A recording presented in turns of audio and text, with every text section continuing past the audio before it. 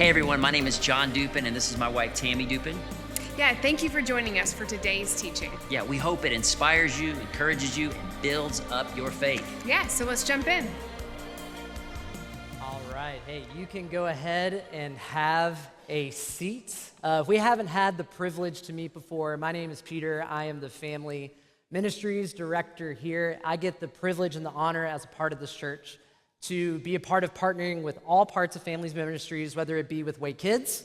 We also have student ministries with Midway and Way Youth.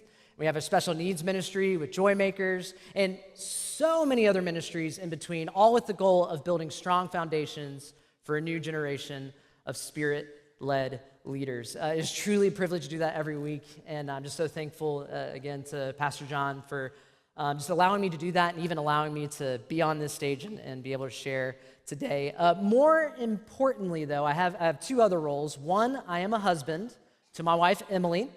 Yes, that is what I also say, too, a little whistle for her. I don't think I could do that as well as you did. But we've been married for 5 years as of September, and we are in the thick of it now because we have journeyed into parenting together. We have a 3-month-old named Parker. He is a delight. And he is also going through a sleep regression, which is great. So if I look like I'm tired, it's because I am tired. Isn't that fun? I love it. People in the room get it. You get it. If you don't, maybe one day you will. But what I'm talking about today, we're jumping into a series called Deepfake. Now, if you don't know what the term deepfake means, I'll tell you a little bit about the first time I interacted with the concept of it. So a few years ago, there was a video that went viral that caught my attention. And it was a video of the actor Keanu Reeves. Now, if you don't know who that is, he's the guy from The Matrix. He's Neo, the one that does the dodging from the bullets. A little bit of an over-actor, in my opinion, but Keanu Reeves, right? It was a viral video of Keanu Reeves stopping a gas station robbery. And when I clicked on the video, I then see Keanu Reeves walking into this gas station, stopping an act of robbery. And I was like, whoa, this is kind of crazy. Now, the interesting thing about this video, though, is that Keanu Reeves actually didn't do that. As a matter of fact, it was a prank that was designed by a bunch of video editors, graphic designers, graphic artists, all those things, to create a scene to prank the internet to make it seem as if Keanu Reeves did that. But he did not. They digitally cut the actor's face and put it onto a double's face, and they used a voice modulator and an impressionist to help make the voice sound as real as possible. Now, if you go watch the video, it is a little ridiculous. People probably shouldn't believe it, but it did trick a lot of people on the internet. When I checked it out the other week, about 75 million people, right, has viewed this video, and so many people thought it was real. So basically, it was the image of using one thing to convey one thing, when really it wasn't true and there was a lie underneath it. And we're using that concept to talk about our series, which is idols and the face that it brings in our cultural day-to-day and the dark forces behind them that want to manipulate us and work through us. So yes, this series is an idols and spiritual warfare series. I'm surprised that's the reaction, to be honest. I think those were the vocal people. Everyone else in the room is also like, ooh, this is kind of an awkward topic. But why would we talk about it? Why are we talking about idols? What does that mean? Why does it matter? Okay? Well, first, let's define the term. What is an idol? In 1 John chapter 5, verse 21, it says, "Dear children, keep yourselves from idols." But as the NLT states it, which I think is really interesting, is keep away from anything that might take God's place in your hearts. What may take God's place in your hearts. And what we learn from that is this. Idols are anything that might take priority over God in our life. See, in the early church, and what we're going to read about today, that looked more like idol temples, idol sacrifices, and idol statues. So most commonly expressed one is in the Old Testament, it was the golden calf, right? And you might be like, okay, well, I do not have a golden calf or anything of the like in my living room, so I'm good, right? Well, we're actually going to talk a little bit more about how idols can be a little bit sneaky in today's culture, because you might be thinking right now, hey, I'm good, I don't have idols. But when it comes to idolatry, we don't think we have idols, but we all do. We don't think we have idols, but we all do. Because idols are sneaky today.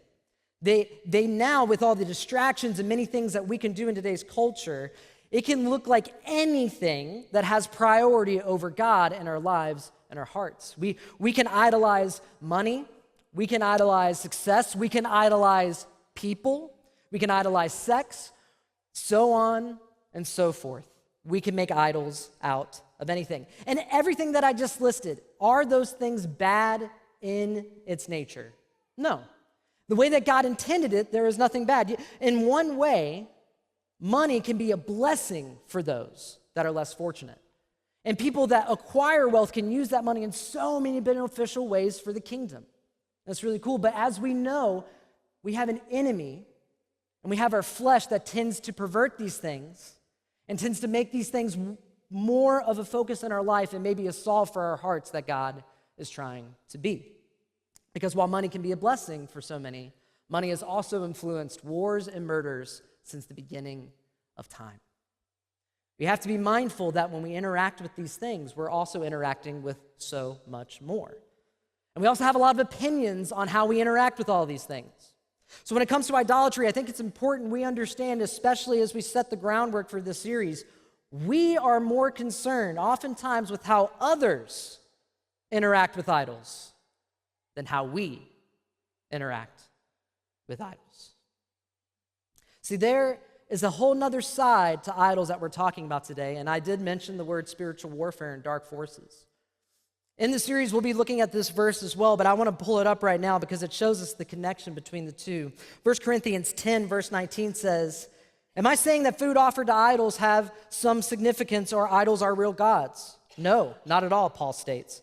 But then he says, "I am saying these sacrifices are offered to demons, not to God, and I don't want you to participate with demons." So while all of the idols that we may list in today's culture and as we go through today may have no power in its nature, the way that dark forces, the enemy in our flesh, can manipulate with those things can turn it into something far more damaging to us, which sets up the problem we aim to answer today. Worshiping idols, knowingly or unknowingly, whether we know we are or we don't know we are, invites the influence of the dark forces connected to them. While that idol might not have power in nature, the enemy in our flesh can have more of an influence on it, and it's often overlooked. So we're going to be looking at 1 Corinthians chapter 8 today, and in that text, we're going to be looking at an issue that Paul addresses when it comes to Christians being divided on how to interact with idols filled in a culture. And we're going to see how that relates to us today. But as you're turning there, when we talk about idols and spiritual warfare, I can't help but think about scary movies, okay? It's October, it's Halloween. I don't know if I can say Halloween from stage, but here we are. So the reality is sometimes our mind when it comes to spiritual warfare is scary movies. And while that's very Hollywood, and be a little bit nuanced, and there's a lot more that the Bible has to say about these things, that tends to be where our minds jump to. And if I could be honest with you guys, I'm a movie guy. I love movies. And I also do enjoy a good scary movie. Not necessarily for the content, but I love the thrill of a jump scare, okay? I'm a thrill seeker in weird compartmentalized ways, and that's one of those ways. I love the thrill that when you don't know what's around the corner and then, there it is. I love the thrill that comes with that. I know that's not everyone's cup of tea, but I do enjoy stuff like that. And it was about 10 years ago, in 2014, I was living in an apartment with a bunch of guys, and I wanted to watch a scary movie. And so a couple of my friends and I, we gathered around the TV, popped in a scary movie, and we're watching it. And then one of my roommates came home, and as he walked in, he saw we were watching the scary movie, and he said, "What are you guys doing?" I said, "Hey, man, we're watching a scary movie. Why don't you come join us? Why don't you hop in? Why don't you join with us?" And then he said, "You need to turn that off." Kind of like a buzzkill moment, especially I was in my early 20s. Guys don't usually know how to deal with confrontation. It's just ugh. And then he proceeded to say, "You have no idea what you are letting into this house and what you're opening up your mind to by watching this." And I'm not going to lie, I thought that was ridiculous at the time. I did. And here's why. For me, as a follower of Jesus, I looked at that movie and said, this isn't real. This is Hollywood. This is a movie set. I love dissecting movies. This is a movie set. There's 100 people on this set. The monster in this movie is either someone in a costume or it's completely computer generated or whatever it may be. And plus, as a follower of Jesus, I know who the winner is. I know that Jesus is king. And so for me, in my discernment and how I go about it, I was like, yeah, I could watch this thing. But my friend on the other side had a different viewpoint. He said, what do we have to gain from this? And for him, he said, I don't feel easy about this. I don't want to be around this. And I don't feel comfortable for it being in my home, which set up a tension between us two, which raises the question, who was right? Was I right? Was he right? Were we both right? Were we both wrong? I think there's a deeper meaning in the issue there. And I think we even see this in the text we're about to go through. And I think it's kind of funny as we talk about these topics. I think we need to say this first before we go into anything else. I think as followers of Jesus, we can idolize knowing what's right rather than doing what's right. We can idolize knowing the theology about a certain situation. We can idolize the text about a certain situation. We can idolize all those things rather than doing what's right. How do I know that? Paul says it in 1 Corinthians 8. We're going to start in verse 4, but there's three verses before that, and I'll give you context to it right here. Essentially, we have to know about the early church, and especially in Corinth, that it was a spiritually hyper-spiritual culture, right? They didn't have as many distractions, as many things that we get to do today. It was a very hyper-spiritual culture, and it was very forefront. People worshiped idols all the time, either through sacrifices or through idol temples, ceremonies, different things of the like. Before Jesus and after Jesus. It was one of those things where it was like, everybody's doing it, right? And then Christians, after Jesus, were starting to feel this tension of how to interact with these things because in the early church of Corinth, there were idol temples everywhere, and they were surrounded by it. Pretty much any wedding that you would get invited to, any banquet, any business meeting, any family reunion, they would often be held in these temples. They would often have a ceremonial sacrifice or anything to a god that is not our God, and they would have to wrestle with those things. And it got so deeply ingrained in the culture that a lot of the sacrifices that would be given in the temple would be sold in the marketplace as leftovers. Therefore, it was idol-tainted food. And then Christians got divided on whether they could eat that food or not. And they want to know Paul's answer on it. And it's separated into two camps. One camp was, hey, I have freedom in Jesus. That's what he just came here and died for.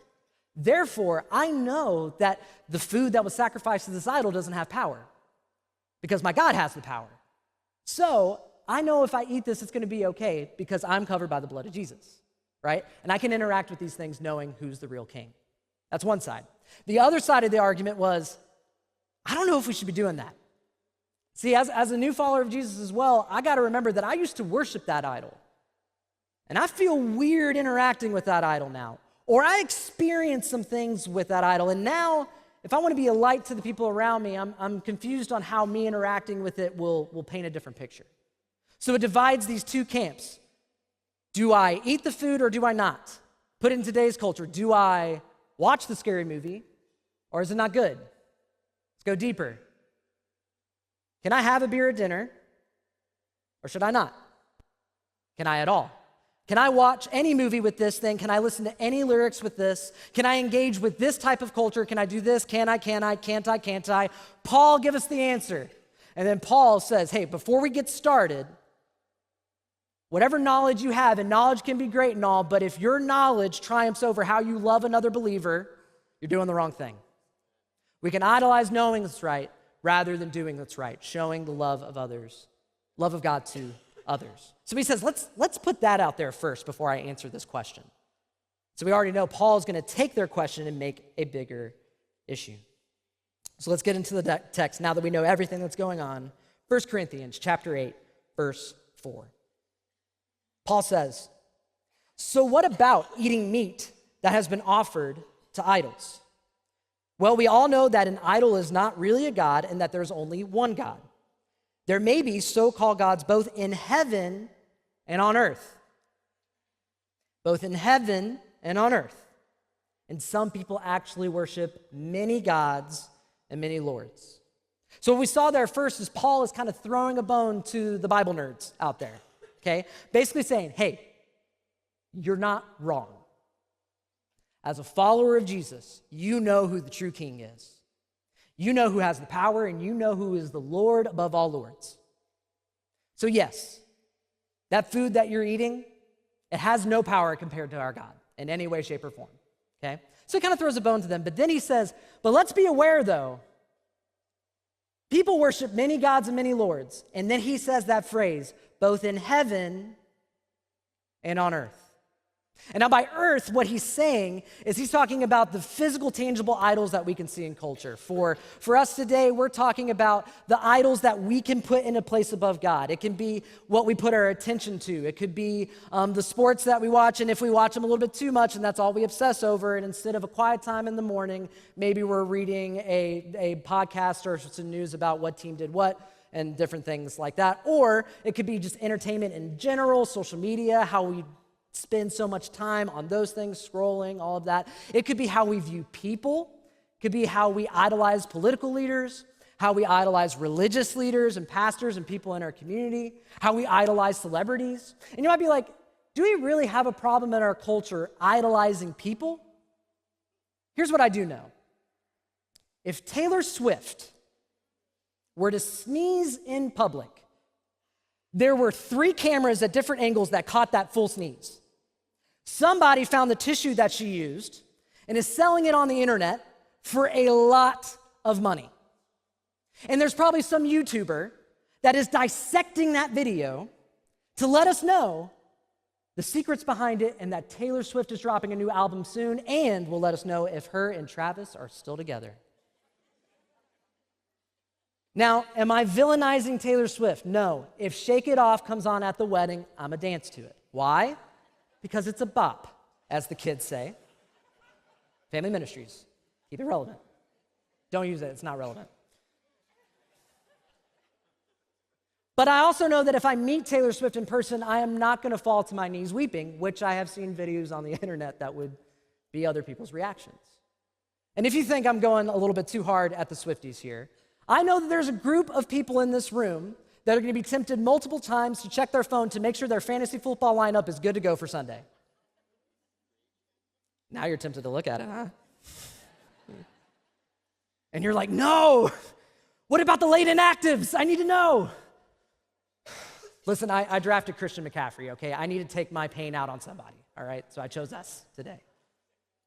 But man, how easy we can make idols out of simple things in our world and how they can take our full attention away from us, and we don't even know it. We don't even know it. That's when he talks about earth, but when he says in heaven, Paul's opening up a whole other world, and he is acknowledging the spiritual nature of the world around us. He's talking about not only the Spirit of God, but of dark forces and the demonic. And I just want to say something really quick here, church. I believe that especially in our context, in our culture, Southeast, Southern, all of that, I think sometimes we can take the things of the spiritual when it comes to our faith and we put it in a box. Either because we don't understand it, and that scares us, or because we may not want to dive into it because it can open up a whole can of worms. But Paul says it's there. Paul says that it's there. And I believe that as followers of Jesus who believe in the resurrection of a man to be God, who believes in the existence of heaven, who believes that we possess as followers of Jesus the Holy, get ready for it, Spirit, then we should be the most in tune with the concept that there is a spiritual world around us. We should be most aware that there is the Spirit of God around us that is pointing to good and love and all of those things, and that there is an enemy that uses dark forces to take us away from that. We do have to understand that. There is a spiritual world around us with dark forces that uses idols to shift our focus away from God. Now I view 2014 movie decision, Peter, a little bit differently. And I view my friend way more differently. I think there's more to the story. Paul in verse 6 starts to answer the question. For us, there is one God, the Father, by whom all things were created and for whom we live. And there is one Lord, Jesus Christ, through whom all things were created and for whom we live. However, not all believers know this. Not all, just these people, not all this other religion, not all believers know this. Some are accustomed to thinking of idols as being real.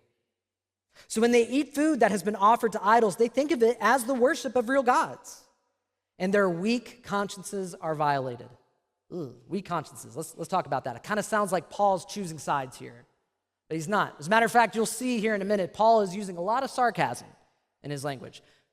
But when he says weak consciences, he isn't talking about like, oh, weak believers or dumb believers that don't understand that I can do this because I have this not. What he's saying by weak consciences in the translation literally means quick to feel conviction or quick to feel uneasy about the interaction. Meaning that when they're surrounding things that are maybe a cultural idol of darkness, when they think those things, they feel quicker to be uneasy about the interaction of it as a follower of Jesus. And I don't think that's a bad thing. Matter of fact, it sounds like a good thing to be able to be tipped off early if you're stepping into something very dangerous as a follower of Jesus.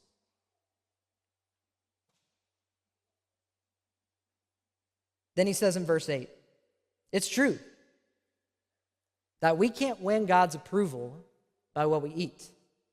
We don't lose anything if we don't eat it. And then he hits them with, and we don't gain anything if we do. He's taken the problem that they face with him and he said, I'm about to take you to a deeper level. And he's done something brilliant here where he talks about the logic isn't what matters, it's the people. So if our question is still in this room, all right, what can I and what can I do? What's an idol? Tell me. I don't know. It's so much more deeper than that. And it affects more than just us. And if we're focused on that question, then we may be idolizing our Christian liberties over what God has for us. In verse 9, Paul continues by saying, but you must be careful so that your freedom does not cause others with a weaker conscience, that quicker to conviction and uneasiness, to stumble. For if others see you with your superior knowledge, that was the sarcasm I was referencing earlier, eating in the temple of an idol, won't they be encouraged to violate their conscience by eating food that has been offered to an idol? So because of your superior knowledge, a weak believer for whom Christ died will be destroyed. Paul says it's no longer logic that we're talking about. We're talking about people. And what do people have? Stories. We all have stories of what we have experienced in this life that influence the whys and the why nots behind everything that we do. And that changes things. So for me now, I can understand the story of the believer, of myself, who said, as a follower of Jesus, a new creation, someone that is under the King of Kings and the Lord of Lords, yes, I can interact with this thing. Why? Because I know the power of God. And I know this thing doesn't have power over me. I can understand that logic. You know what I wished I understood in 2014? I wish I understood the full story of my friend's perspective, who grew up in a family that practiced witchcraft, that practiced the invitation of forces that are not our God, the demonic, the darkness, to convene with,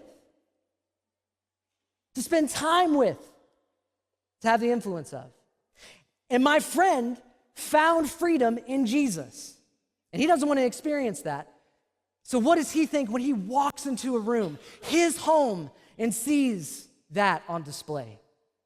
Arguably even celebrated in our Hollywood culture. I view that differently. I view him differently. I view myself differently. And I wish I didn't idolize my knowledge in that moment. I wish that I chose love instead. I know that we can understand the logic of being able to say, hey, as a follower of Jesus, I know how I can interact with alcohol. I know that as long as I don't do this and as long as I don't do that, I think I'm good. That's the discernment that I've made, I'm good. But I also know some people would never touch alcohol because they've seen the power of what people use it as an idol, as a replacement for what God was always trying to be, to find gratification, to find purpose, to find healing, to find escape. But all they found was that it destroyed the people they love in their lives. It destroyed their parents' marriage, and it even destroyed parts of them if they got addicted to it. So I understand why they would feel uneasy when they walk into someone's house and they're offered it. Because they come in to wrestle with being face-to-face with the idol that destroyed the people they love, or are faced with the temptation with the idol that affected them most. For me, I know that before I decided to follow Jesus, and a journey that I had was that I used to find a lot of my gratification and fulfillment and a lot of just my escape in sexual sin. It's a big part of my story. And I'm free in Jesus. I'm free from those addictions. He's broken those chains free in my life, and I'm forever grateful. I don't want to go back there. So now I'm the buzzkill at movie night that has to look up the scenes that are going to be in the movie and say, hey, can we pick a different movie? Can we turn it off? Things of those nature. Why? Because I don't want to go back to that idol. I want to choose Jesus. But in its nature, I have to understand that what I may have found as an idol may not be my brother's, but we have to be aware of those things in our life and others. We must understand the influences of idols in our life and the lives around us. Are we truly certain that everything that we do in our life has not taken Jesus' place in it? And are we sure that the way that we fight how we interact with those things are helping our brothers and sisters do the same? Verse 12, Paul says, when you sin against other believers by encouraging them to do something they believe is wrong, you are sinning against Christ.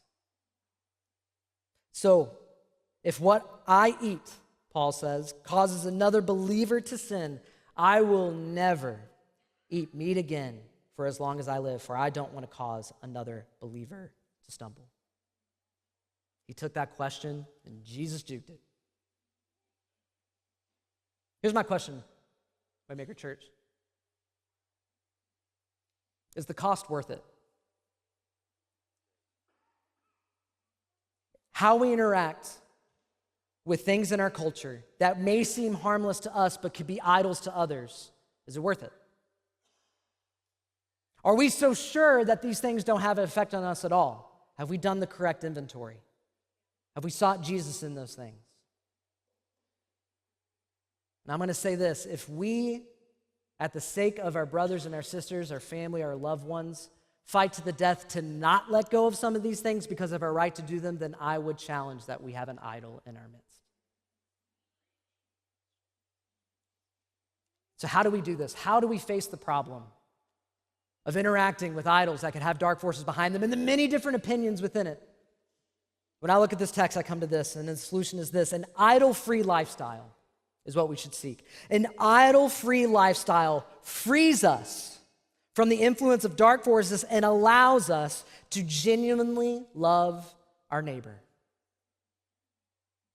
It's far better than any justification that we can have within it. So, how do we make sure that we as followers of Jesus are living an idol-free lifestyle? How do we make sure? There's 3 parts to it that I want to break down for you. 1, in order to make sure, we need to first create an idol audit. Sounds very practical, but what an idol audit is literally taking inventory to see, hey, are there idols in my life that I am placing above Jesus that I didn't realize were there before? And what creating an idol audit looks like is looking at a list of things that you know or you may not know that you're doing. And some of you might be like, well, how do I know that there's an idol if I don't know that it's there? Well, first, there's so many things that we can evaluate in culture to help figure that out, but then there's also the Spirit of God that reveals these things to us. So I have a short list of idols that are commonly seen as culture, of what people use as escape, as purpose, as gratification, for you to maybe look at and maybe you can connect to those things, or maybe it can help you think of other things in your life that are taking that place. Hey, maybe your idol is that success and that appearance. Is success in your business or in your life or in your work bad? No, not in its nature. Is making sure that you're just well-dressed and you have good hygiene bad? No, I say do it. As someone that hangs out with middle schoolers, I say do it, right? But when we use that as our everything and as our purpose, that if I were to fail my business and everything has gone awry, that we find our value and our satisfaction in that, we might have an idol. If we care a lot about how we look, either physically or even how we present ourselves to each other personally, and we find our worth and our value in that, then we might have an idol in our midst. If we value entertainment and social media as an escape, and we spend too much time on our screens, we might have an idol. Is it bad to watch a TV show? No. Is it bad to binge a whole season every week? Maybe. Because what that would mean is that's a lot of time being devoted to something that maybe Jesus wants to influence in us first. Maybe we do idolize people. Maybe we've put people on pedestals in our life. Maybe our spouse, maybe our parents, maybe our pastors, maybe our local leaders, maybe our political leaders, whatever it may be. Maybe we're putting people on a pedestal to give us something when Jesus is saying, I want that, and I want to give you purpose in everything. Look at that list, all of those things, or anything that you should be on that list. And now just take a moment and ask God, reveal your idols. Reveal your idols.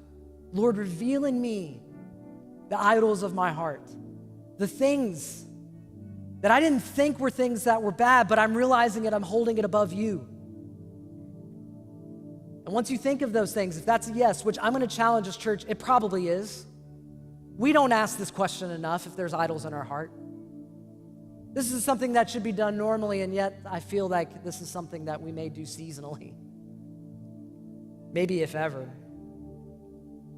But if you have that, the challenge is to surrender your idols in submission to Jesus. And you say, why? Why would I do that? Why does that matter?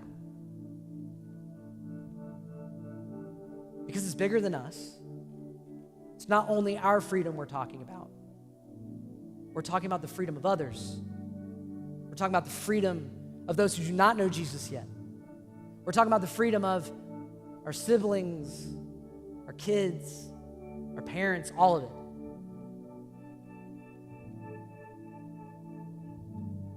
If you're still looking for a reason of why this matters,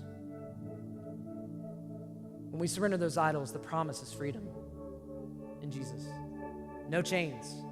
If your soul is irritable, if you feel stuck, maybe it's because the idol has taken the place that Jesus wants to fill in your life. So maybe you need to take a moment during response and come down to the front and physically, as a representation, just kneel before the Lord and surrender idols to him so that way you can experience that freedom tonight and have brothers and sisters surround you. Maybe you need to pull your spouse aside. Maybe you need to call someone. Whatever it may be, if you have that idol, there's a responsibility to surrender it. In Waymaker.Church, if our church looked like a place where idols were surrendered in this house frequently, weekly, daily, this house would be known as a place of freedom, where Jesus brings freedom. And it'll be a place where people can come to find freedom because Jesus is there and the people put that as a priority. And it builds in us a heart of people that want to see freedom for our city. But it starts with how we respond first. How do we, as followers of Jesus, lead the way in that? It starts with our own surrender. Thank you so much for joining the Waymaker.Church YouTube channel. We hope this video encouraged your faith and brought you to the new and deeper with Jesus Christ. If you enjoyed this video, you can join us live every Sunday on YouTube, Facebook, and Church Online. You can also subscribe by hitting the button below. You can keep up with everything going on here at Waymaker.Church YouTube channel. And if you enjoyed this video, share it with people that you know. It isn't about making our name known, but about making the name of Jesus known any way we can. If you would like to partner with us also financially and help the vision that God has for Waymaker.Church, you can go to Waymaker.Church/give and help fund everything that's going on here. Again, thank you for joining us today. Now go make a way.